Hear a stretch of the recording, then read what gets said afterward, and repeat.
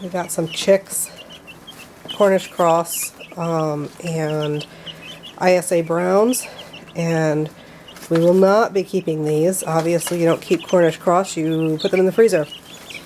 And I don't know what we're going to do with the ISA Browns. We got the Cornish Cross for $1 and the ISA Browns for $1.50 because we got the ISA Browns. And they're awfully cute, and they stink, and they eat a lot, and they're very cute, and I cannot wait to taste them. So I guess that's where that is. We have to find somebody to either butcher them, or we'll have to do it ourselves. But that will be end of October, so we will get to enjoy them between now and then. And they grow super fast. So when we pick these guys up, the Cornish Cross were significantly smaller than the ISA Browns. And today they are the same size, and we've had them not quite 24 hours. So it is true that what they do is eat, sleep, and poop. Have a zoom in of some chicks.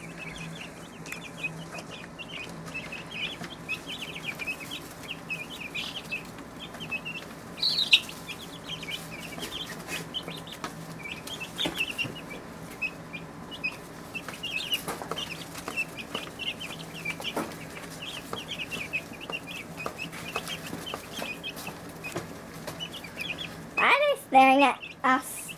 Because we're staring at them. Some of them have feathers and some of them don't. Yeah, I'm blinking. And it's nap time.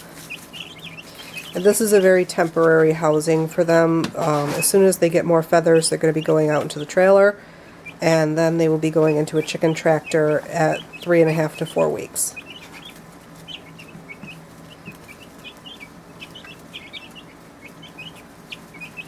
They'll probably only be in here like tomorrow and the next day. We'll see. Maybe a little longer for some of them.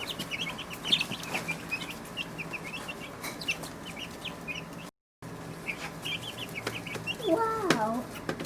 It's 90 in there. Well, that's good. That's about the temperature it needs to be.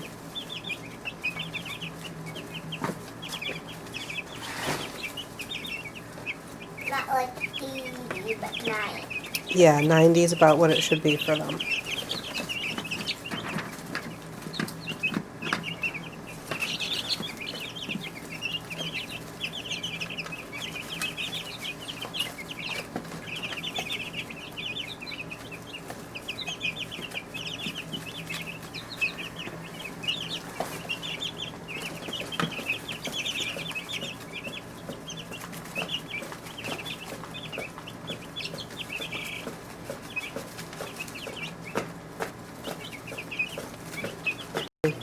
So this seems to be pretty much how the two different breeds go. The ISA Brown is standing up and eating, and the Cornish Cross is laying down and eating. The ISA Browns are way more active. And it's not that the Cornish Crosses aren't a little bit, but they are definitely much more laid down, laid back. I don't want to move, feed me. But yes, that's the kind of creatures that they are. Because they're crosses, right? Yeah. So we found out that the Cornish Cross are usually, not always, but usually a cross between Cornish, which are a game bird, and Plymouth Whites. And the Cornish are a really big, heavily muscled, dense bird, but they're kind of mean, and they take a long time to grow.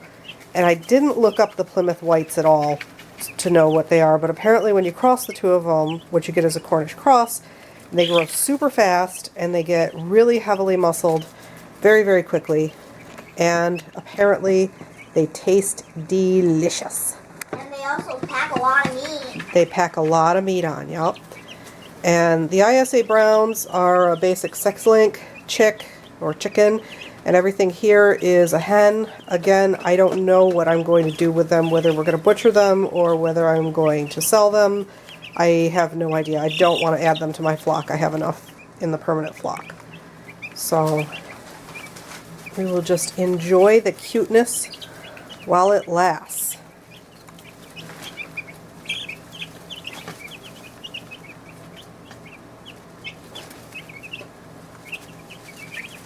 My setup here, I've got them in a kiddie pool, and personally I think this is too many birds for the kiddie pool, but they seem to be okay for today.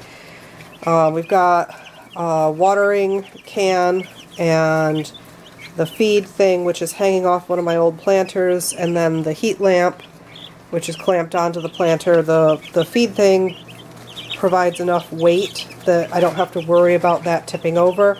I did have to duct tape the legs on the planter. One of the first things that one chick did was got its toe caught in that little V. Whenever you get animals, you need to sit around and watch them, because you can anticipate that they're going to do stupid things and sort of mitigate for that, but then they're going to do really stupid things that you didn't anticipate. So you just have to sort of like sit there and watch them for maybe an hour or so and see what kind of trouble they get into. So the tape, the paper tape around here, they like to pick at that, which is kind of problematic, but I think for a couple days it'll be fine. And this is Tyvek. That heat lamp is never going to get hot enough to light anything on fire in here. I am not worried about that. If it was that hot, it would be burning the chicks. We have a temperature gauge, which says 80, which is good, because that means that it's 70 over on the left-hand side and it's 90 over on the right-hand side. The water is up on top of a board so that they aren't kicking sawdust into it. Sawdust gets ruffled around a couple times a day and changed out when it's wet or super dirty. Yeah, that's about it. So they'll go out into the trailer, which is much bigger, when they get some feathers.